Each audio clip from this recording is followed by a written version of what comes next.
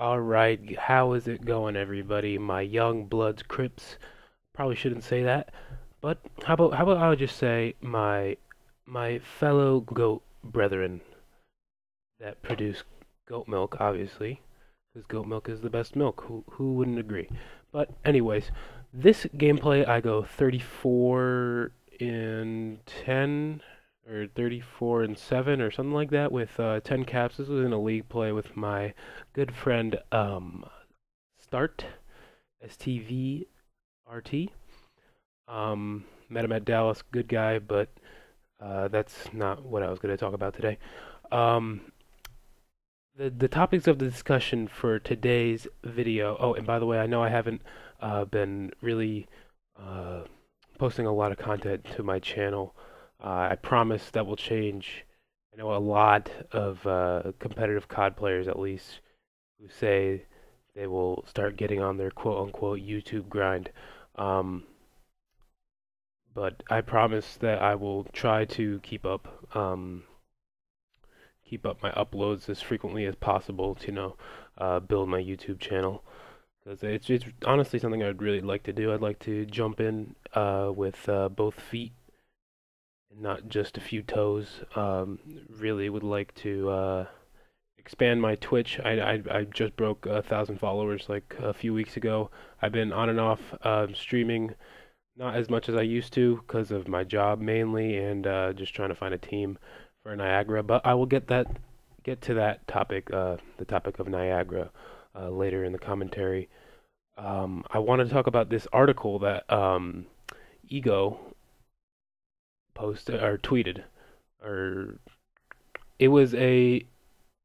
My guess is that somebody posted or Ego posted something about how MLG is like monopolizing just everything about competitive Call of Duty. And this guy, his name on Reddit at least is, I believe, COD underscore throwaway. And Ego posted this article or like reply back to his article or something like that. I'm not really too like hip with the whole Reddit lingo and like the mechanics of it. So he posted this article talking about how MLG is just the cancer, pretty much, of competitive Call of Duty, and every other community for like competitive gaming, or yeah, for pretty much just competitive gaming, thinks that MLG is the cancer of the competitive esports scene. Um, so he posted this Reddit um, article, and and Ego tweeted it out, and I thought it was a very interesting article. So I just want to go through some main points that it mentions. All right, so this article says Twitch offers a decent CPM. CPM, for anybody who doesn't know, it has to deal with online advertising and is the cost for 1,000 impressions. An impression is a single ad shown to a viewer. So if somebody, for example, says they bought 5,000 impressions for $5 CPM, that means they spent $25 to have their ad shown 5,000 times. It's a little complicated, but just takes like a few minutes to figure out. So back, uh, excuse me, I'd say around Modern Warfare 3 days, I believe, this streaming website called Own TV with a 3 for the E, own.tv, offered contracts to certain personalities with a much higher CPM. So they were putting more ads out for the well-known streamers to stream and build up their revenue. So Own TV would make some of that money, and so would the person with the contract, because they'd be showing their ads and just I you get it. So according to this article, MLG advertises 10 times more than Twitch does, which is like a very shiny new toy for a popular streamer, aka pro players, pro COD players, and like streamers like Pomage and anybody who has a channel pretty much on MLG.TV, the pro COD players are so interested in the quote unquote 10 times more ad revenue that Twitch has to offer, that they don't read the fine print in the contract, which is that the operating costs to run the 10 times amount, the ads, which is the only thing that they really see, which stands out to them, the money that it takes to run those ads is built into their contract. With Twitch, it's not the case. They're separate. So MLG is pretty much taking money away from them for their own profit. So the professional COD players and anybody else who has a channel pretty much on MLG.TV doesn't realize that they're actually not making 10 times the amount of money that they should. That just concludes my little rant about MLG and how I think they're a little bit corrupt. So overall, guys, I just really like this article. It really opens up my eyes because I see everywhere people talking about how we need to support UMG and other local lands, such as like the ones at Game Pazzo and the smaller ones like that, because they really focus on paying their players. I know that MLG pays out and stuff like that, but they really are for the players. They don't try to rip you off. With that being said, transitioning into my next topic, which is UMG Niagara. I went to UMG Dallas, and I think UMG does a great job for their budget at least, not as big as MLG because they're just too busy scumming people out of their money. But I'm just kidding. But with that being said, I will be attending UMG Niagara. I have a team pass for the event, so I've been looking for a team that will be going.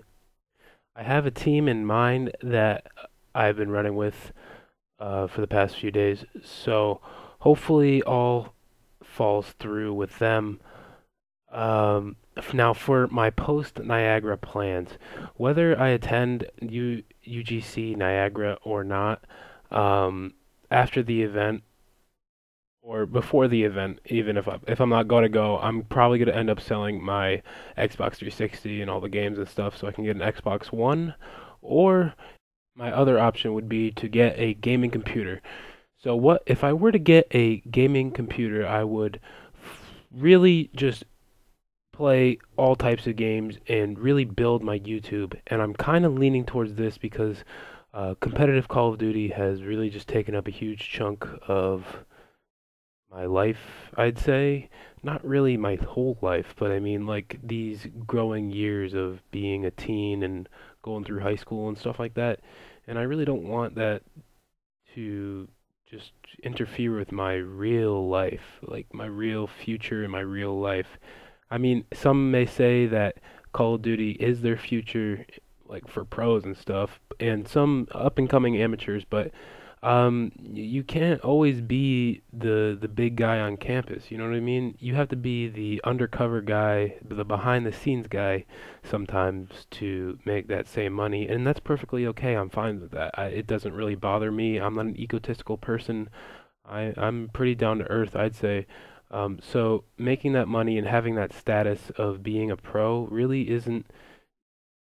It would be awesome, and it would be really cool to be a pro. And it's something that I would like to experience and maybe someday be there, but it's not something. If it happens, it happens. Like it's not something that I will slave my life over and sacrifice everything and all my relationships and my life to accomplish. That's the thing about it.